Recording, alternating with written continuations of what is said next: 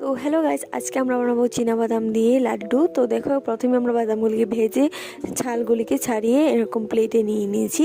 তারপর এখানে কিছু আমাদের কাজু বাদাম নিয়েছিলাম, যে বাদামগুলিকেও এরকম আধা আধা করে টুকরো টুকরো করে নিয়ে নিয়েছিলাম। এখানে বাদামও নিয়েছিলাম। তারপর এখানে আমি কয়েকটা কাজু বাদাম খাচ্ছিলাম। এখানে কার কার কাজু বাদাম ভালো লাগে অবশ্যই কমেন্ট করো। তারপর আমরা বাদামগুলিকে মিক্সার জারে দিয়ে ভালো করে একটা মিক্সার করে নেব।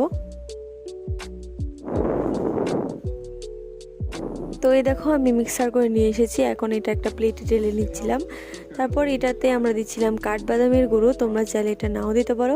তারপর দিচ্ছিলাম নুন আর একটু গুঁড়ো দুধ, তোমরা চাইলে এটা অবশ্যই স্কিপ করতে পারো। তারপর এটাকে ভালো করে মিক্স করে নেব হাতের সাহায্যে।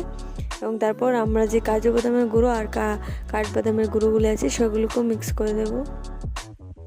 তারপর এখানে আমি একটি শিরা বানিয়ে নিয়েছিলাম, মানে চিনি দিয়ে। এটা তোমরা গুড় দিয়েও করতে পারো। তারপর এখানে এই মিক্সার করে নিয়েছিলাম যেগুলো, এগুলিকে মিক্স করে এটার সাথে এরকম লাড্ডু বানাচ্ছিল মা আর আমার দিদা মিলে। আমিও পরে বানিয়েছিলাম আমি ভিডিওটা করার পর। এই দেখো কত সুন্দর হচ্ছিল লাড্ডুগুলি। কি এখানে অনেকটাই বানানো হয়ে গেছিলো।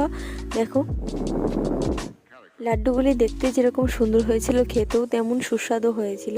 তো এই লাড্ডুগুলো কিন্তু তোমরা অনেক দিন স্টোর করে রাখতে পারো। তো আমিও একটি এরকম ডিব্বিতে প্যাক করে রেখে দিয়েছিলাম।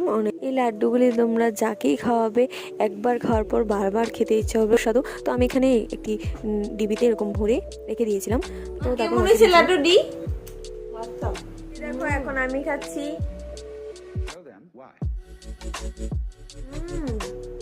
ভিডিওটা ভালো লাগে লাইক করতে ভুলবেন না। টাটা।